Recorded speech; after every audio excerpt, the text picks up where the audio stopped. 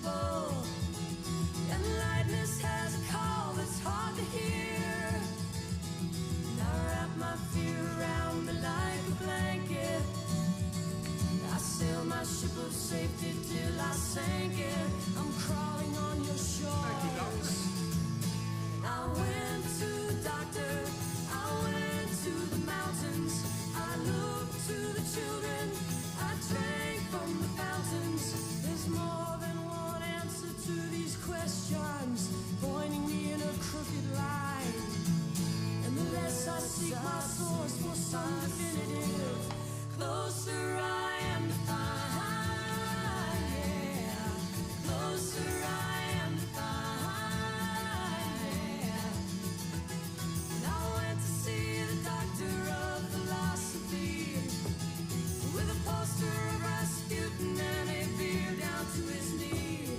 He never did marry or see a big great movie. He graded my performance. He said he could see through me. I spent 4 years prostrate to the higher mind. Got my paper and I was free. And I went to the doctor, I went to the mountains, I looked to the children, I drank from the fountains. There's more than one answer to these questions, pointing me in a crooked line. And the less I seek my source for some definitive, closer I am to find, yeah, closer I am, yeah.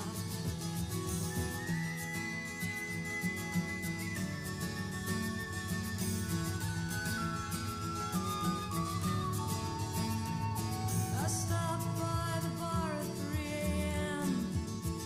to seek solace in a bottle or possibly a friend. And I woke up with a headache like my head against a board, twice as cloudy as I'd been the night before. And I went in seeking clarity. And I went to the doctor, I went to the mountains, I looked to the children, I drank from the fountain. And we go to the doctor, we go to the mountains, we look to the children, we drink from the fountain. Yeah, we go to the Bible, we go through the workout, we read up on revival, we stand up for the lookout. There's more than one answer to these questions, pointing me in a crooked line. And the less I seek my source for some definitive, closer I am to find, closer I am to find, closer I am to find, yeah.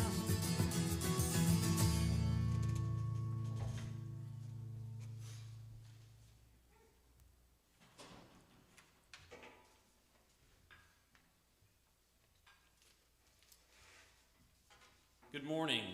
Before we begin the service, a couple of brief announcements or things to go over. One, I want to remind everybody of our mask policy here in the sanctuary. If you are in the sanctuary, we do ask that you wear your masks. Justin, we're getting a little feedback on this mic, by the way. We do ask that you wear your mask during and throughout the service. If you do singing, please hum or lightly sing, but please do not sing out loud or as we normally would. Also, if you are connected to the internet on your phones or devices, in fact, I will set the example right now. I'm going to disconnect from the internet. We also ask that you put your phones on silent or vibrate during the service. Thank you. And finally, before we begin, I'd like to have a moment of silence for those of you that may not be aware. Yesterday at Wilton Manors, which is one of the largest by population LGBTQIA plus in here in Florida, LGBTQIA plus in here in Florida, populations, cities, towns. They have an annual Stonewall Parade, and there was a truck that entered the parade, and there were, I believe, 3 individuals injured. One unfortunately died. At first, it was thought to be intentional. News since that I've read this morning is turning out that it seems to be indicating that it was a tragic accident that involved a member of the Gay Men's Chorus that was in the truck. That is all the details I know at this time, but unfortunately 1 member of the chorus died and 2 others were injured. So I'd like to have a moment of reflection before we begin.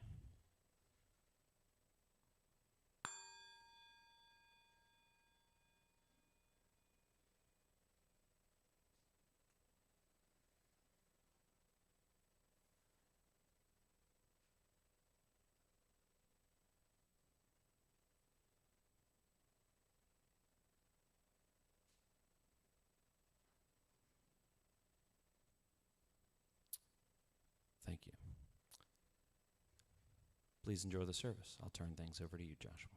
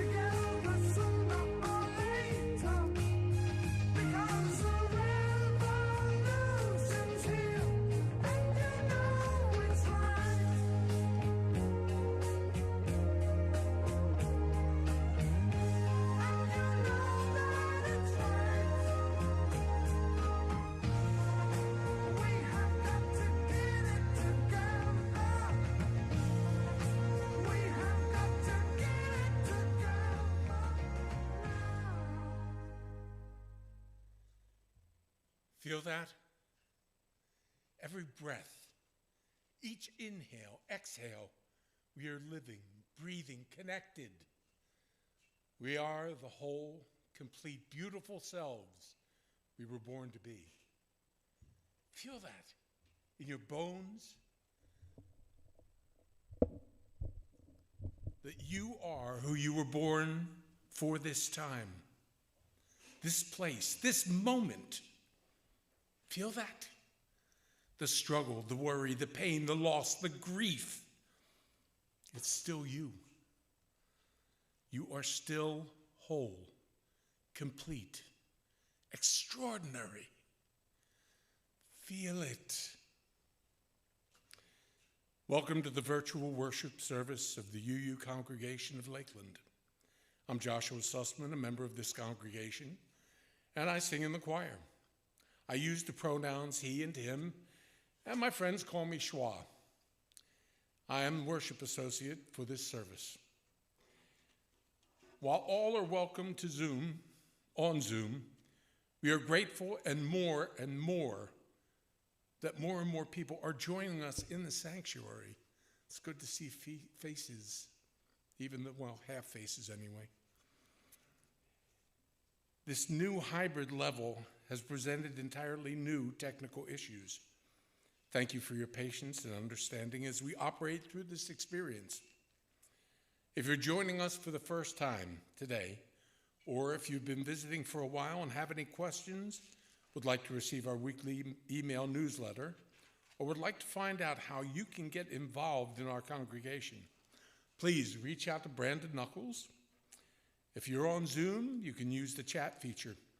He loves meeting new people, and we'll be happy to connect with you later if you want to focus on the service now and chat afterwards or at another time. Thank you so much for joining us today as we explore the importance of celebrating Pride each week and the impact it has on our lives.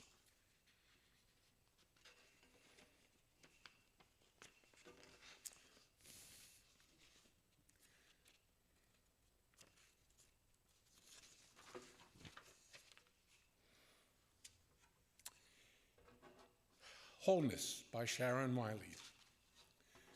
We speak so often of brokenness in religious lives. Let us speak today of wholeness. You are welcome here, all of you. Every part of you, beautiful just the way you are. Here you do not have to be, you do not need to be something more or something less. No holding back. No exerting yourself. No trying to do more or be more. You have inherent worth and dignity. Nothing to prove here. Nothing to prove to the person sitting next to you, or the children, or to anyone. You don't have to try and be witty, or more quiet, or more outgoing. You're beautiful. Every part of you beautiful just the way you are. You don't need to change anything about yourself to be welcome here. Your skin, your hair, your belly, your limbs, your face, all beautiful just the way you are. You are extraordinary, each and every one of you, different from each and beautiful in your own beautiful way. Breathtaking. Let us worship together. We light a chalice at the beginning of our service to create a sacred space. I'd like to welcome Tim McLean.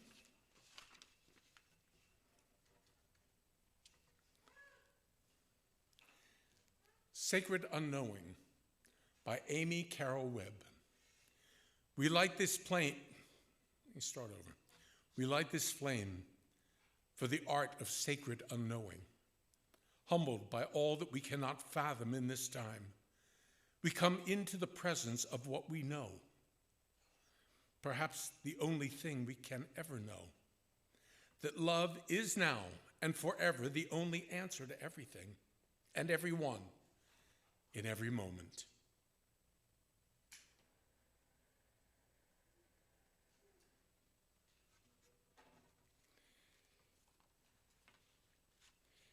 One thing has become abundantly clear as we struggle through the pandemic. We need each other. Going this alone is too big a burden to bear. We are not meant to be disconnected. We can feel that now more than ever. Here at the Unitarian Universalist Congregation of Lakeland, our shared values, our connection and love, and together that equals transformation. Because we've stayed too long to those values, we've transformed our community and the world around us in so many ways. In order to sustain this, we ask you to pledge your time, talent, and treasure. Please take a moment when you are able to write a check to UUCL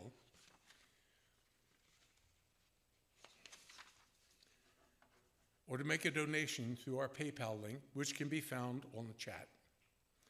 If you're interested in volunteering or have a special talent you'd like to add to our worship or programming, please let me or Brandon know through the chat feature or email.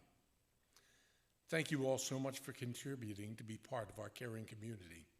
Please also know that many members with extra financial resources have contributed to UUCL's ministerial discretionary fund. For that, we are so grateful.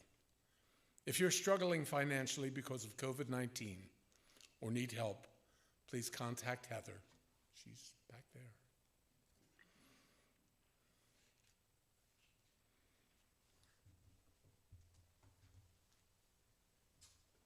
Our ushers will now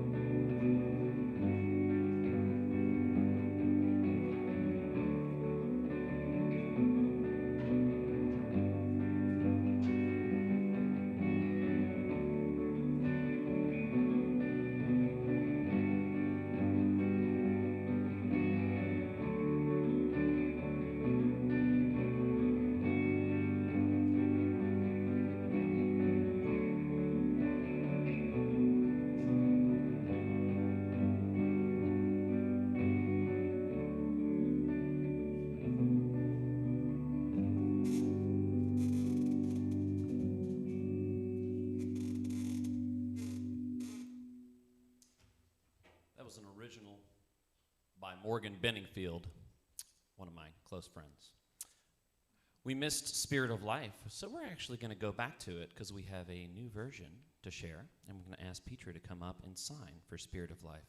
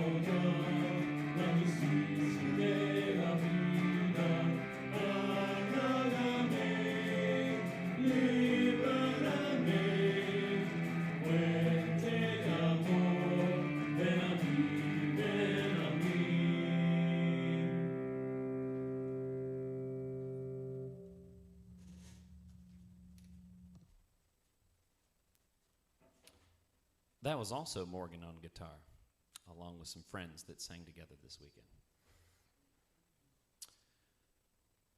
Good morning. And again, welcome to the annual UUCLakeland Pride Service. I'm Brandon Knuckle, Chair of the Board of Trustees, and I identify as a queer or gay cis man, and I use the pronouns he, him. Queer is a term that I'm increasingly embracing. Cis simply means that I do not identify with my that I do identify with my assigned gender at birth. Though I've been reflecting more and more on my gender identity. Identifying as queer feels much more comfortable these days with my understanding of who I feel like I am authentically. And a reminder that gender is indeed a social and cultural construct. My boyfriend of 5 years, Nick Cleveland, is actually in the sound booth today. I'm 46, Nick is 23. We've been together for about 5 years now. My chosen family is a group of individuals that are known as the Polk County Queers, or the PCQ, as we affectionately refer to ourselves. We just returned, and when I say just returned, we just returned this morning, literally drove directly here, from a long weekend together to celebrate Pride Month together. I'm gonna need these. There's me, Nick, my boyfriend, Sarah Drum, Justin Neal, Jenny Warren, and Morgan Benningfield, who you were hearing on guitar there. They are my chosen family, and I love each of them and think of them very much as family. This weekend, we experienced and felt such things as joy, excitement, depression, sad, adventurous, spicy, scared, connected, safe, comfortable, emotionally grounded, overwhelmed, rooted, entertained, playful. We all had a sense of wonder, felt relaxed, happy, proud, loved, and perhaps most importantly, felt affirmed and connected to one another. We went to the beach, literally went to the beach, had meals together. We cooked together, experienced therapeutic moments together this weekend that often happens. Experienced communal living together, laughed, cried, supported one another, made music, as you just heard, Spirit of Life. Sang, danced, created together, spontaneously actually watched and participated in fire poi and dancing, if anybody's familiar with that. It just happened in the house that we were staying at, was near this little place that somebody was doing that. We were lazy together. We had a few minor injuries even. We kayaked together, took photos together, healed together, connected to our passions of self-expression, self-confidence, felt comfortable talking about our mental health, our love lives, our sex lives, and generally felt, again, affirmed by one another in ways that we don't always feel elsewhere. I know that no matter what, I have my PCQ family to depend upon. They support me. I rely upon them. I feel affirmed by them. I feel accepted by them. At my best and at my worst. They put up with a lot sometimes. Our relationships and connections with each other are based on love, empathy, and a shared similar life experience that we all have. Some of us have great relationships with our parents and family of origin. Some of us have not so great relationships with our parents and family of origin. And most of us have complicated relationships with our family of origin and our parents. Most of us struggle with mental health issues at times. We are queer. We are LGBTQIA+. We are GSRM. I'll talk about those terms in a second. And we are all human beings with inherent worth and dignity for who we are and how we identify, our sexual identities and our gender identities. Quick note, GSRM, gender, sexual, romantic minorities, a kind of new and up-and-coming term. LGBTQIA+, we'll talk a little more about that. We also appreciate this UUCLakeland community. We know that we will be affirmed, accepted, and embraced as our authentic queer selves here. Also, in ways that we do not always feel outside of this community. Pride is important to my PCQ family. Pride helps us feel connected, proud, affirmed for who we are and how we identify in our city, county, our state, our country, and the world. Who does not always affirm us. We benefit and stand on the shoulders and progress made by individuals such as Martha P. Johnson, an outspoken advocate for gay rights. Johnson was one of the prominent figures in the Stonewall Uprising of 1969, which there'll be a little story about that later. We say the first Pride was a riot. As many in the LGBT, we say that. We'll be hearing more about Martha P. Johnson and Stonewall Uprising from Mama Ashley Rose very soon. She recorded a video for us and is going to be telling us a story. Pride is also a call to action for others, or for many in the LGBTQIA GSRM community. Many of us feel a responsibility to continue to be activists and advocate for other individuals in the community, youth, and the generations behind us, or that will be following us. Others feel a responsibility to use our position of power and privilege to do what we can for those in our community that have been historically disenfranchised, such as non-binary, transgender, asexual, and intersex individuals, even by members of our own community. I have a recent story about that. Recently, and I mean within the last 5 days, I had a social media interaction with, and this is not meant in a judgmental way, a white, gay, cisgendered male. That in context is actually relevant. Regarding the updated pride flag. which we're going to see a few different versions of the pride flag here in a few. This individual argued that I did not understand the historical roots and the original traditional pride flag and the diversity that was intended with the original pride flag. I kind of had to correct him and say, actually, I do understand. I'm very familiar with the original pride flag and the development. And we're going to see that, I think, up there. The very original with the original colors, with the pink and turquoise. I'm sure they'll pull it up here in a second. There we go. Pink and turquoise are missing from that one. That's the current one. That's okay. Throw it up there if you can. It has pink and turquoise. The original pride flag, designed by Gilbert Baker, an openly gay artist and activist in 1978. It has two colors that the more familiar pride flag does not have. Those two colors, pink and turquoise, as I mentioned, were removed to make the flag easier to produce on a mass level.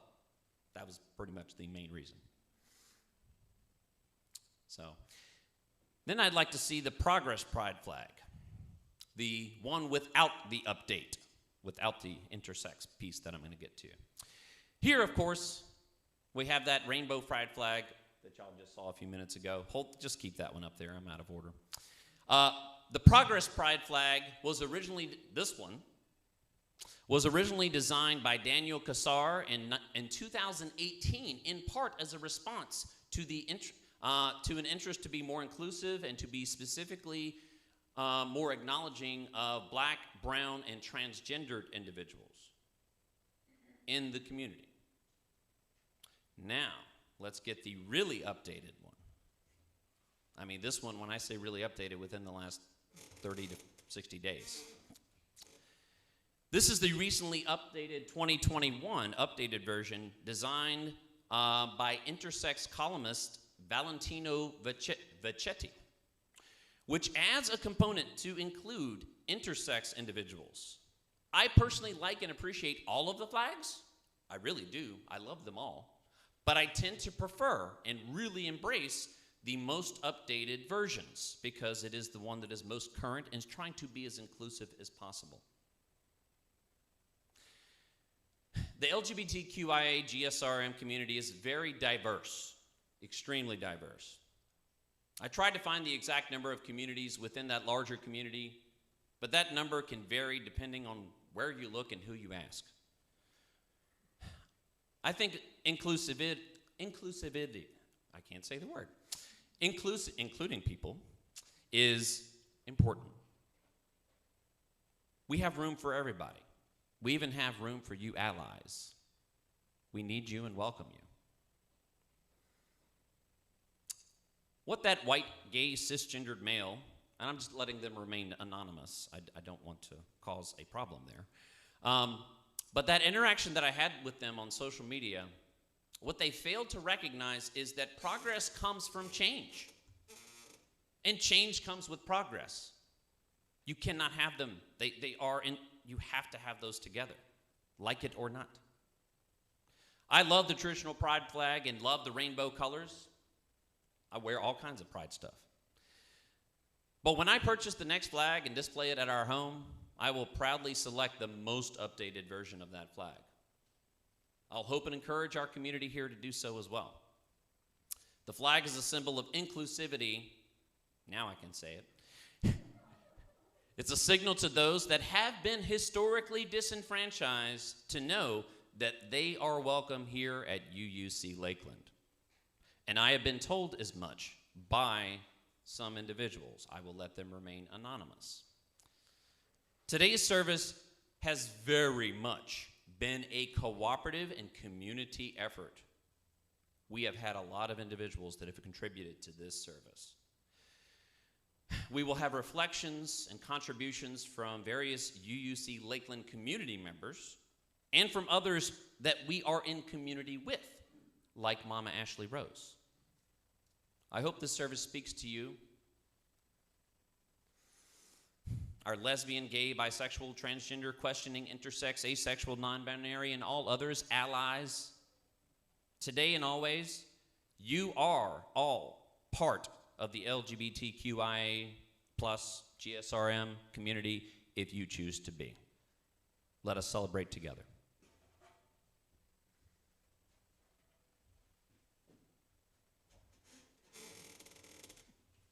Justin Neal's up next.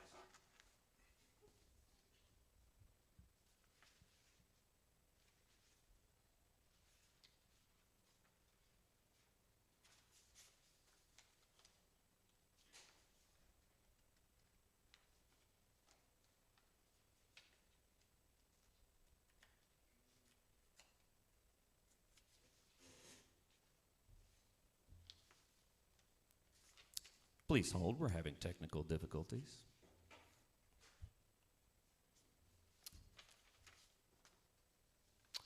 This is what we get for having so many parts of the service. If it doesn't work, Justin, we can skip to the next one. 30 seconds. All right, I got it.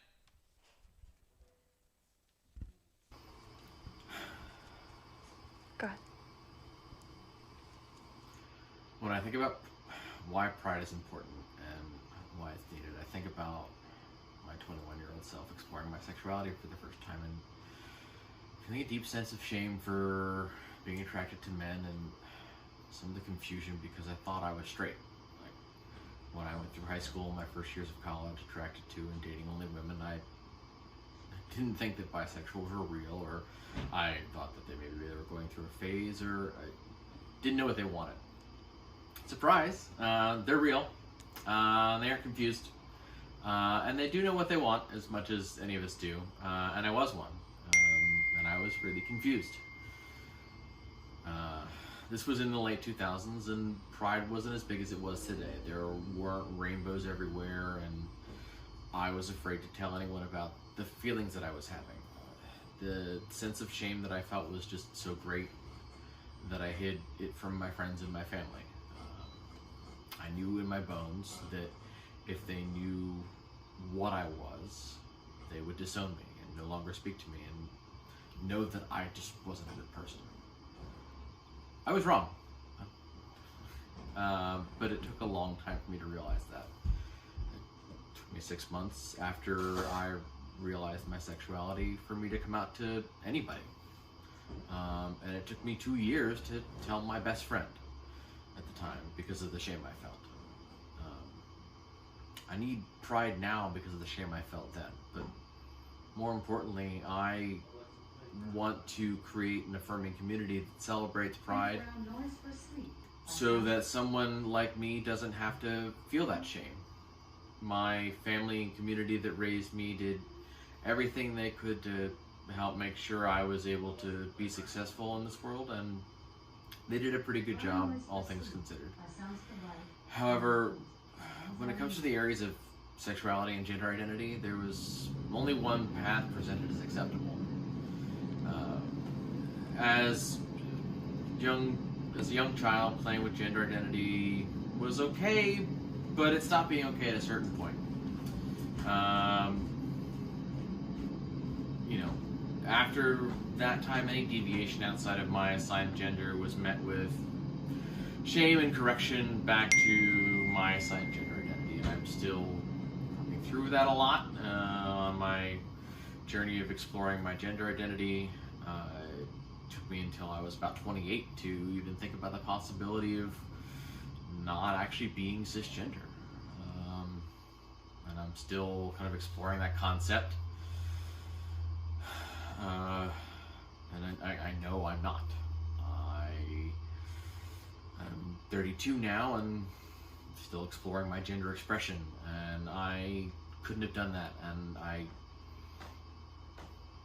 don't think that it's something that would be possible without being able to be in a safe, affirming community with the people that make me feel proud to be who I am, and proud of who we are.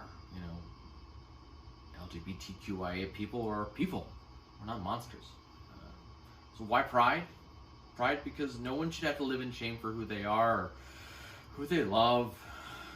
Because LGBTQIA kids deserve to grow up knowing that who they are isn't wrong or broken, and to be loved for who they are.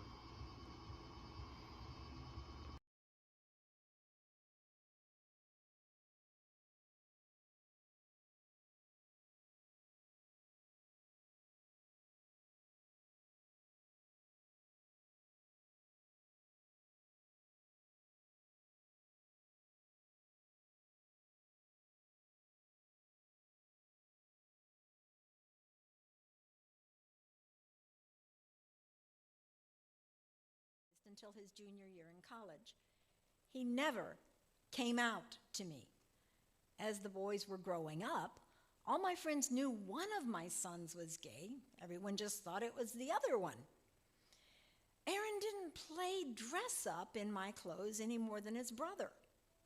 I always told each of them that I would be accepting of them no matter what choices they made, as long as they hurt neither themselves nor anyone else and were honest with me about what they did, honesty being the trait I value most. While he had a friend or two that were girls, Aaron never dated of which I was aware. He actually had very few friends in school. He was a loner and very studious, both of which are familiar lifestyles for me. Of course, I never became salutatorian in a graduating class of over 1,000, as he did. It was when he went off to college that we noticed he introduced his male friends differently.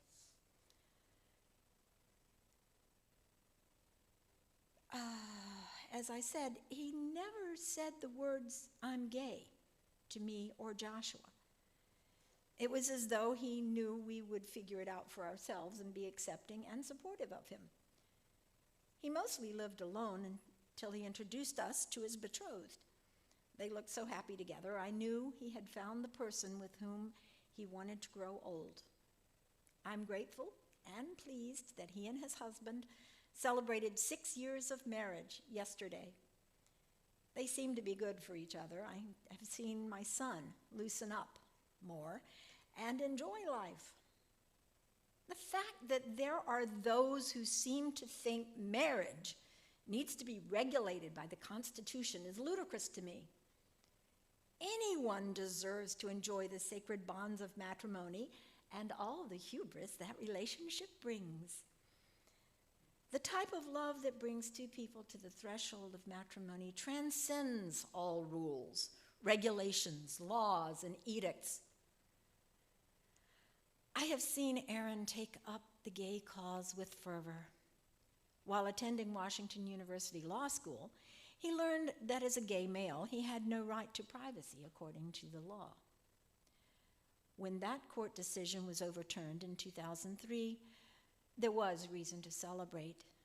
To me, it's absolutely ridiculous that hate crimes prevention has to be regulated. This was passed in 2009 and was directed toward the LGBTQIA plus community. If it has been made a difference for that community, this is a good thing and deserving of a celebration. I guess other laws have addressed hate crimes for other folks. How misdirected some people are. In 2019, the GSRM community was given equal rights to earn a living without discrimination. While all of these milestones, albeit ridiculous in the supposed need to delineate them, in my opinion, are wonderful reasons to celebrate. Listening to the news, it's hard to know whether or not there has been any improvement. It appears as though all of that can be revoked at the whim of some radical who probably leads a very sad life and doesn't want happiness for anyone else. It seems this is happening almost daily right now. 2018 was the year I walked in the Denver Pride Parade with my son and his husband. Probably the thing to give me the most gratification was the fact that I was doing something with my son to help promote a cause that is important to him. I learned a lot on that trip.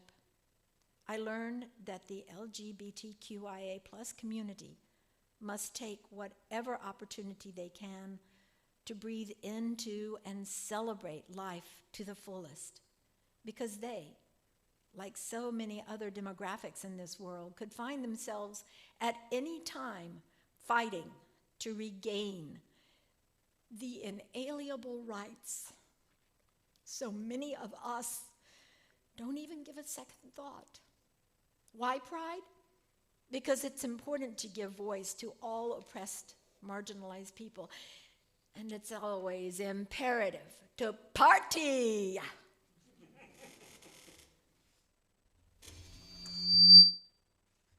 I gotta follow that.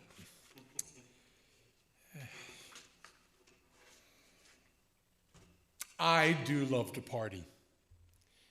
On April 22nd, 1985, I became a husband and a father, all on the same day.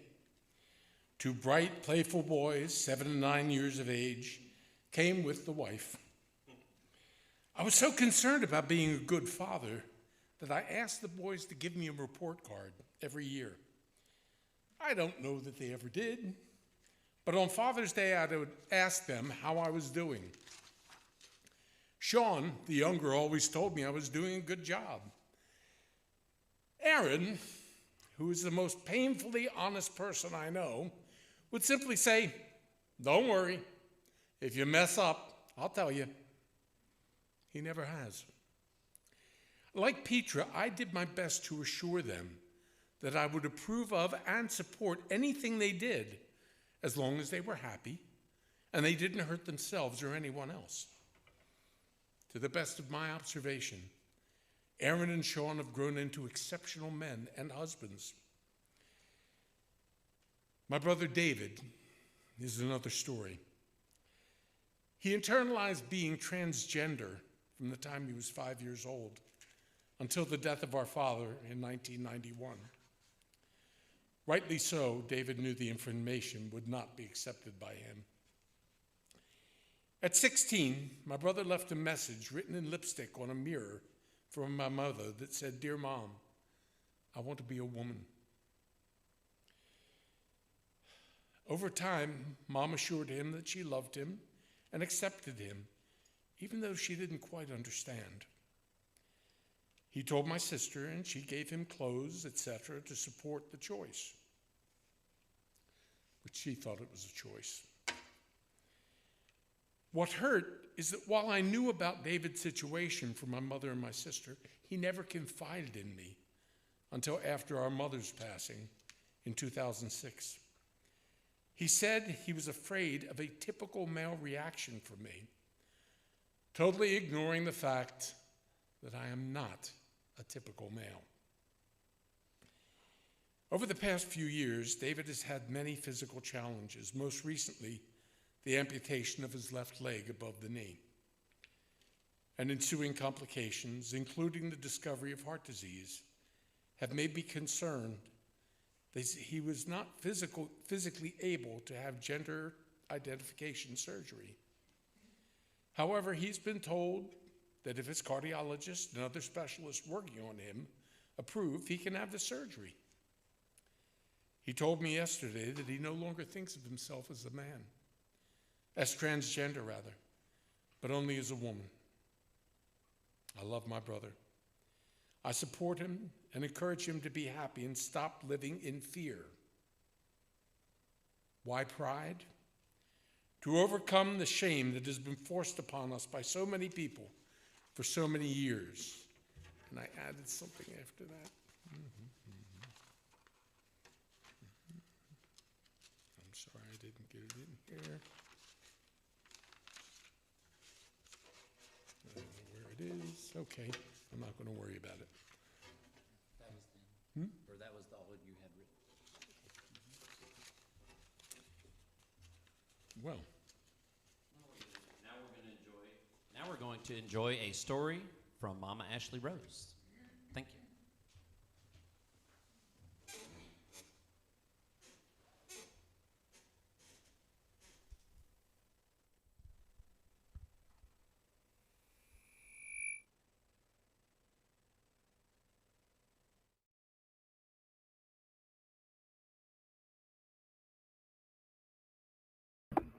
Hey everybody, it is Mama Ashley Rose from Rose Dynasty Foundation, and I am so sorry that I am not able to join you all live there today. I'll be there soon, I promise. But I understand that I am going to be reading you all a story about pride. And why is pride so important? I love all of you over there at UUCL. I'm so honored to help you all out by reading you all a story, and I hope you all enjoy this story today. I am going to be reading Stonewall, a building, an uprising, a revolution. And I understand that we are talking about pride and why pride. I think this might help us understand a little bit about it. Let's join.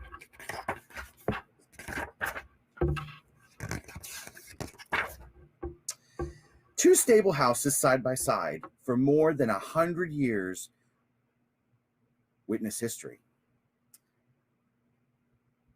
Then came a night and we became part of history. We were built in the 1840s to board horses of the affiliates in New York. City of Greenwich Village. Inside our brick walls, horses whined, hammered, and charged and clanged all day long. Outside, passers-by bustled as carriages rumbled on the cobblestone streets.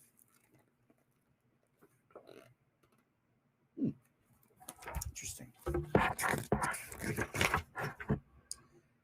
As time passed, the wealthy residents began to move uptown, taking with them the art clubs, the libraries, the fine hotels, and even the theaters. Our neighborhood became a mecca for immigrants arriving from all around the world.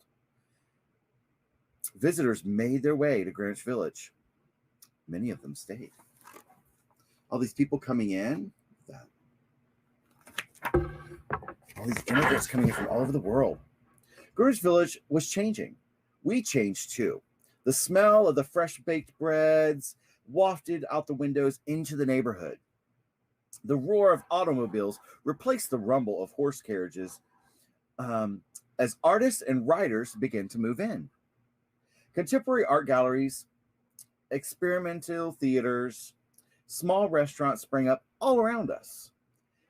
The village was becoming the creative center of New York. Interesting.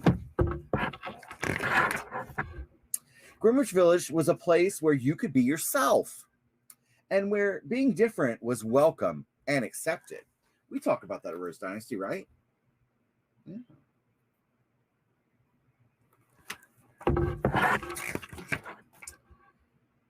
Newness thumped at the heart of Greenwich Village. In the 1950s, vibrating our windows, musicians played jazz from the streets.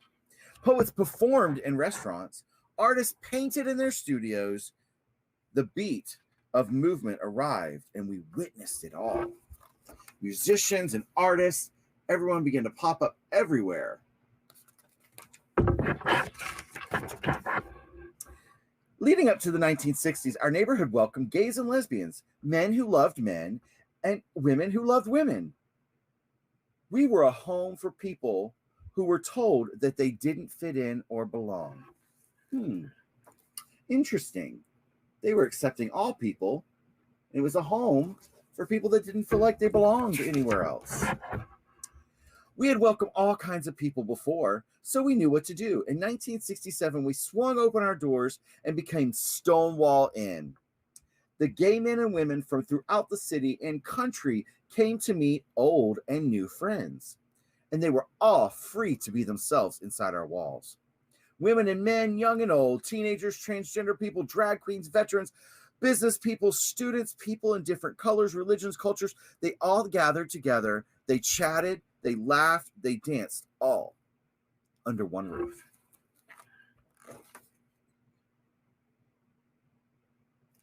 Love it. You see, others, they were not accepting. They thought those who gathered within our walls were too different. We heard whistles and whispered voices of those inside. Loving someone like yourself is illegal. Socializing together could get you arrested. Wearing the wrong clothes could land you in jail. Being gay could get you fired or kicked out of your home. People were telling them that.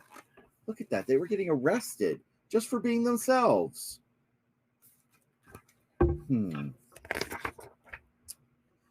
Some nights we heard fist pounding on the doors and felt angry footsteps stomping across our floors. We saw flashes and glaring lights as police were arresting those inside. After the raid, of who hadn't been arrested left quietly, angrily, disappointed, and disappearing into the darkness. But we stood tall and kept opening our doors, and the people kept coming.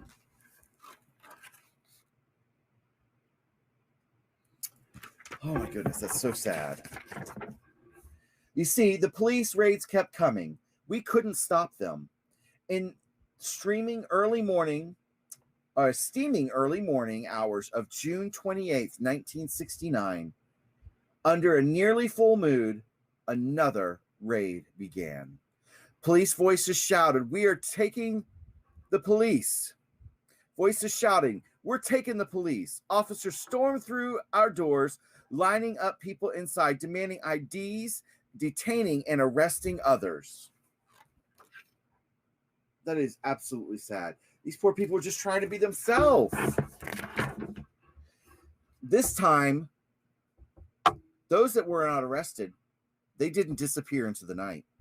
Instead, they stood defiantly in the streets and on the sidewalks under our old rusty sign.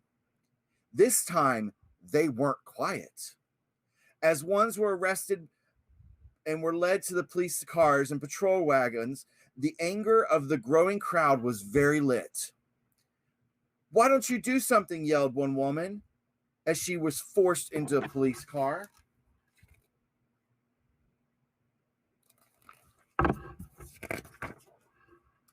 Immediately, a spark of anger grew into a smoldering resistance. Shouts and screams echoed off of our bricks. Fists were thrown in the air. We saw faces of the crowd, and we felt their rage. The Stonewall uprising had begun. The people, shocked by the defiance of the crowd, rushed back in and barricaded themselves inside. They were scared of those people standing up for themselves, and they should have been. Our friends stood outside trying to force open the doors. Our windows were shattered. Smoke drifted through our rooms. We stood firm. Years of silent anger inflamed the crowd. The police called for help, and it soon arrived. The fires were extinguished. The police were back outside. The crowd were angry, but not extinguished. "Gay power," the protesters shouted. "We want freedom." The police had never seen anything like this before. Neither had we. And it wasn't over. The Stonewall uprising continued on and off for several days and nights. It was a new day. It was a dawning for the gay rights movement. The change had begun, and it began here inside our walls at the Stonewall Inn, known as the LGBTQ right movements. On June 28th, 1970, our windows looked out on men and women gathered to celebrate the first anniversary of the Stonewall uprising. At first, hundreds marched, then thousands of women and men and young and old teenagers, transgender people, drag queens, veterans, businessmen, and students and people of different religions and colors and cultures, and even their friends and family joined in this parade in the streets of New York. And they said, "Say it clear, say it loud. Gay is good, gay is proud," they chanted. Absolutely. They were chanting and they were celebrating. You see, many things are different now. Some things have now changed. Even a few laws have changed. Now 2 men can love each other and 2 women can love each other and even marry. We know that we see happy faces snapping photos outside of our door. We've heard the footsteps walk side by side along on our floor. We felt their love. Every year in June, from all over the world, people celebrate a movement of the LGBTQ plus rights, a movement that has come so far, and it still has further to go. A celebration inside our walls, out on the streets, a celebration of freedom, a celebration of equality. And it began one night at the Stonewall Inn where 2 old horse stables became a part of history.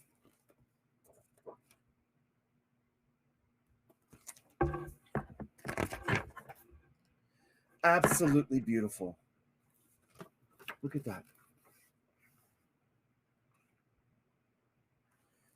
So to answer your questions, if you may ask, why pride? Because we as a people have been told that we weren't loved. We as a people have been told that we weren't accepted, that we weren't wanted, that we were kicked out of our homes, have lost our jobs, some were brutally murdered, all because of who they are. Why do we have pride? We have pride because we celebrate. We celebrate that a group of people in 1969 stood up for themselves and began a constant fight throughout history, that we may have freedom, that we may have acceptance, and that we can celebrate just who we are. What an absolutely beautiful story, a beautiful book, Stonewall, a building, an uprising, and a revolution. Check it out. Thank you all so much for letting me read this story and be a part of your celebration today. I love you all so much. I'll be with you all soon. And as always, as I say always, don't ever forget you are loved, you are accepted, and you are wanted just because of who you are. Bye, everybody. I'll see you soon. Bye.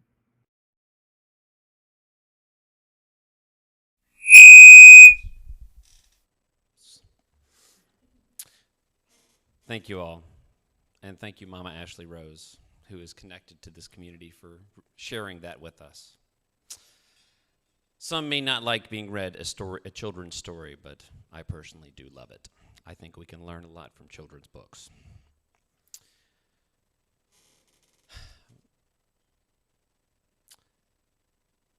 Having this family that I've talked about, the PCQ, having this community, this makes me feel more rooted and grounded in my life.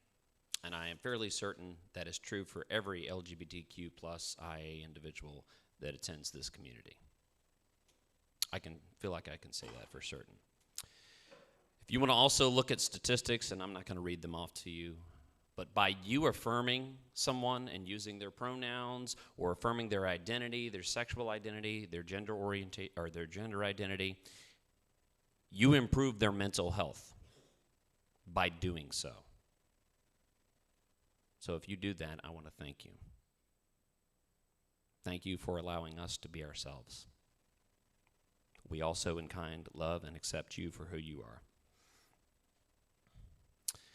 And now we have a couple of treats. We have closing video, True Colors. With the sad eyes, don't be discouraged, oh, I realize it's hard to take courage in a world full of people. You can lose sight of it all. The darkness inside you can make you feel so small. I see your true colors, and that's why I love you. So don't be afraid to let them show your true colors. True colors are beautiful, oh, like a rainbow.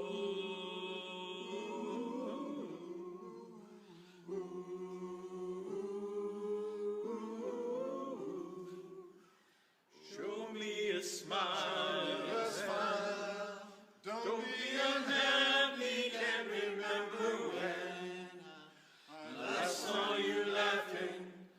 The world makes you crazy, and you're taking all you can bear. You just call me up, 'cause you know I'll be there. I see your true colors shining through. I see your true colors, and that's why I love you. So don't be afraid to let them show your true colors. True colors are beautiful, oh, like a rainbow.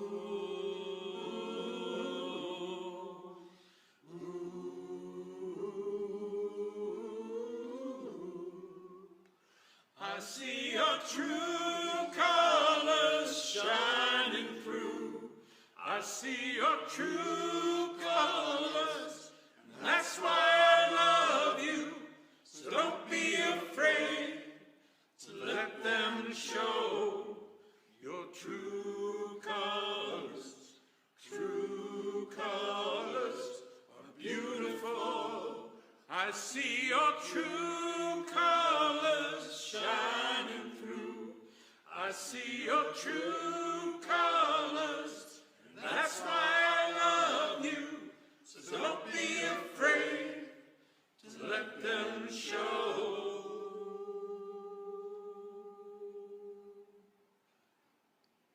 Your true colors. True colors are beautiful. So beautiful. Like a rainbow.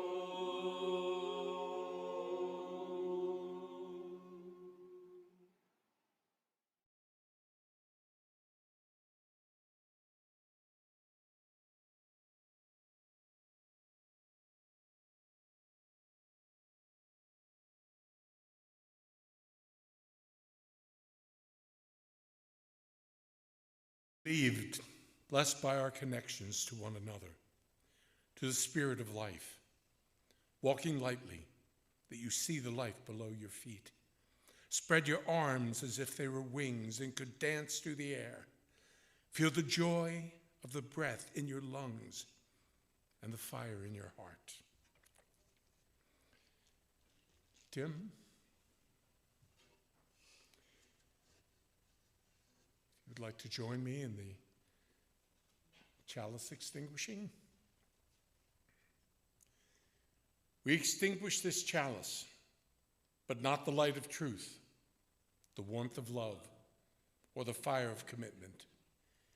These we carry in our hearts and out into the world.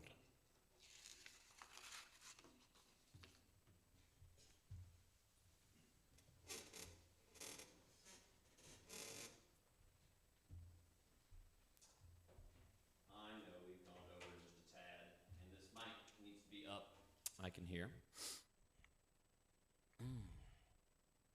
I've been communicating with, I'm usually back in the sound booth, and I've been communicating with them. I can't help myself. We have call to community now. I want to briefly mention some of our upcoming events, starting with social justice meeting today after the service at 12:15. I'm sure that'll be slightly delayed. We'll touch base about that, but we'll have a little announcement for everyone. We'll ring the bell. How about that? See Vassell, who is actually in the yellow shirt, back in the sound booth there. Everybody wave to Vassell. Hi, Vassell.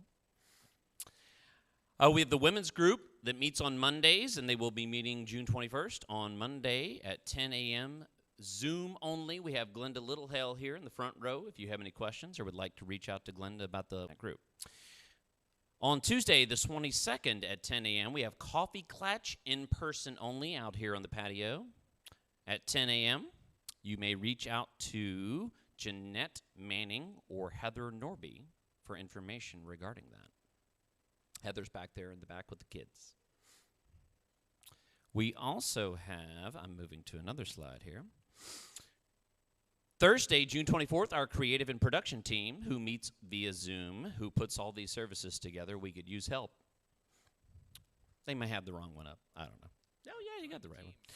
Friday, June the 25th at 7 p.m., we have Friday Fire, although we're not doing fires right now. There's a fire ban. But we still are gathering every Friday night at 7 p.m. just for some social time together. We have different spiritual things that go on, but also some social time. And then next Sunday, we always have, at 10 a.m., we have the adult discussion and Sunday Seekers every Sunday at 10 a.m., both via Zoom and in person. Subscribe to our newsletter. And remember, we need volunteers for the religious exploration. And we have one final treat for you. It'll be worth the wait.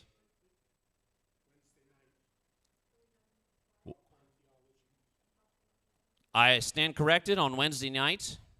This Wednesday night, we have our choir at 6:30 and popcorn theology also at 6:30 on Wednesday night. So we will communicate the conflict there and figure out which one is going to meet. Freak Show is the name of the movie. And now, finally, Love Shenanigans.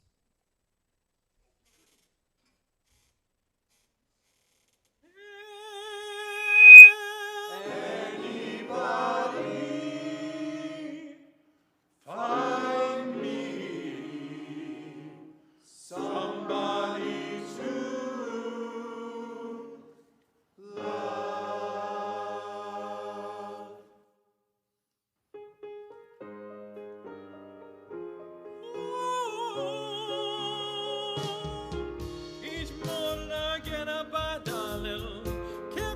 me stand on my feet. Take a look at yourself. Look in the mirror and cry, Lord, what you done to me.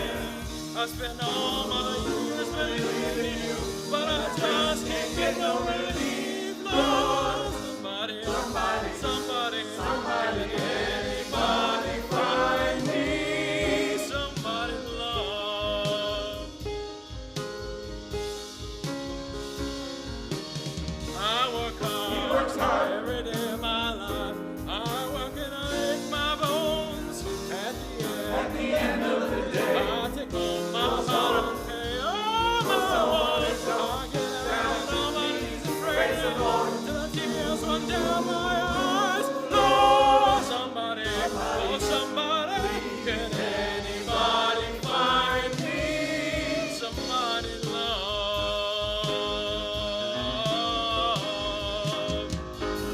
He works hard every day. I try, but everybody wants to keep me down. They say I'm going crazy.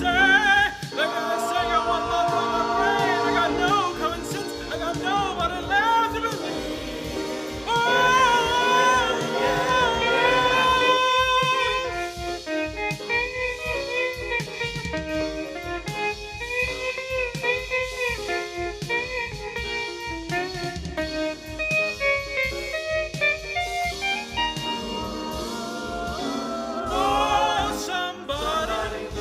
Somebody, can anybody find me somebody to love?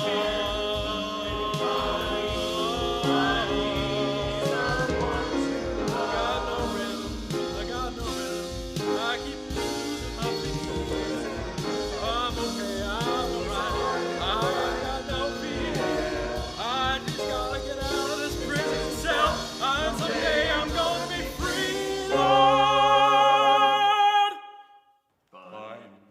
Somebody to love, find me somebody to love, find me somebody to love, find me somebody to love, find me somebody to love, find me somebody to love, somebody to love, find me somebody to love, find me somebody to love, find me somebody to love.